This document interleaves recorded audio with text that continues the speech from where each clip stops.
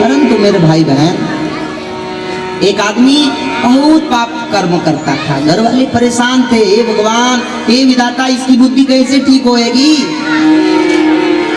तब तक एक संत का पदार्पण हो गया। घर वालों ने हाथ जोड़ के कहा, महाराज इनको समझाओ, इनकी बुद्धि नहीं काम करती, बहुत पाप कर्म करते हैं। तो संत ने उससे अपनी मित्रता कर ली। बोले देखो तुम मेरे मित्र बन जाओ, कुछ दिन मेरे साथ रहो। बोले ठीक है महाराज, आपकी इच्छा है तो हम आपके मित्र बन जाएंगे। एक दिन मित्रता में संत ने उसे जंगल की ओर लेके चले गए और जंगल में ले जा करके कहा, मित्र एक मेरा काम कर दो। उसने कहा, देखो महाराज, अगर सदकर्म करने को कहोगे तो मैं यहीं से वापस लौट जाऊंगा और कदापि सदकर्म करने वाला नहीं हूं। बोले महाराज, संत ने कहा, मैं तुमसे सदकर्म करने के लिए नहीं कहूंगा, एक बार एक नाम लेने के लिए कहूंगा, बस मेरे मित्र वही एक बार नाम ले ले बस। बोले हाँ ले लूंगा। बोले कह दो एक बार राम। अरे राम कहना है, चलो मैंने कह दिया राम। संत ने कहा, देखो मित्र, तुम मेरे मित्र हो, इसके बदले में अगर कोई तुमसे कुछ मांगने को कहेगा तो कुछ मांगना मत। बोले अच्छा तो करना क्या है। बोले कोई जबरन अगर करेगा कुछ मांगो कुछ मांगो तो कहना कि इसी राम नाम का फल आप मुझे दे दीजिए बस, और मुझे कुछ नहीं चाहिए।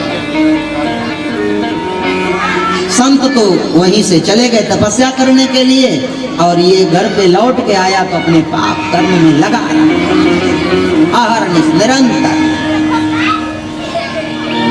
महाराज, काल ब्याल मुख ग्रास त्रास निरणासी है कवि। ये काल रूपी ब्याल किसी को छोड़ेगा नहीं, सनह सनह सनह सनह करके ग्रसित जरूर करेगा। एक समय आया कि उसके मृत्यु का समय आया और यमराज के दूत आकर सामने खड़े हो गए। उसकी पंचभौतिक शरीर छूट गई, उसकी आत्मा को लेके गए यमराज के पास। यमराज के दूत उसी को लेके जाते हैं, जिह्वान भक्ति भगवत गुणनाम ध्येयम चेतश्च न स्मरति तच्चरणारविंदम। जिसकी जिह्वा से भगवान नाम नहीं निकलता, जिसका माथा प्रभु के चरणों में नहीं झुकता, ऊंट की तरह उठाए रहता है, जिसके हाथ कभी प्रभु के सामने नहीं झुकते, ठाकुर सेवा में जिसके हाथ नहीं लगते, जिसका चित्त भगवान का स्मरण नहीं करता, ऐसे लोगों को जब इनकी मृत्यु होती है यमराज के दूत लेके चले जाते हैं, बड़ा दंड देते हैं। ऐसे यह पापी भी चला गया। यमराज ने कहा, देखो तुम अपने जीवन में मात्र एक बार राम नाम लिए हो, तुम्हें नरक तो होगा। एक तुम्हारी इच्छा जो हो कुछ मांग लो, क्योंकि राम नाम तुमने ले लिया है। तब तक उसको संत की बात याद आ गई। अरे महाराज जी ने कहा था कुछ मांगना मत इसके बदले। उसने कहा ना ना, इस राम नाम के बदले मैं कुछ मांगूंगा नहीं। यमराज बहुत जब प्रयास किए, उसने कहा अगर देना चाहते हो तो इसी राम नाम का फल मुझे दे दो बस।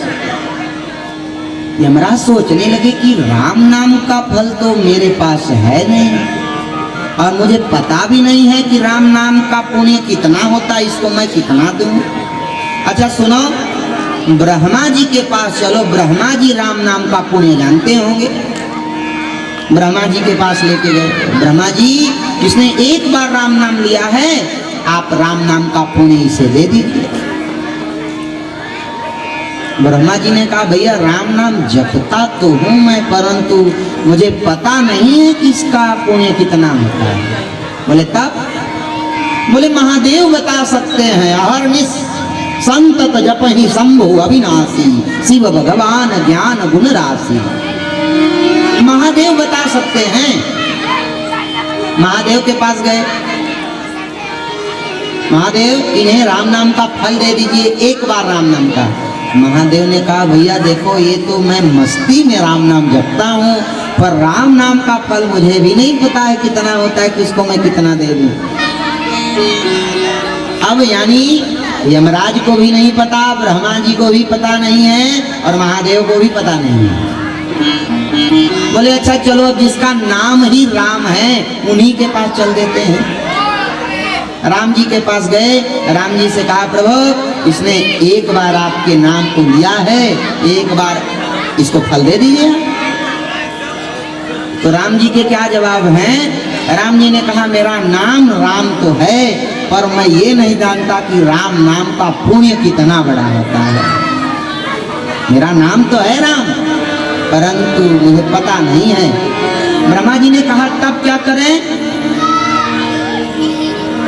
भगवान ने कहा ऐसा करो, इसे आप लोग यहीं छोड़ दो और आप लोग चले जाओ। बोले क्यों? बोले राम नाम का यही फल है कि यमराज के पास ये मेरे लोक को पहुंच गया।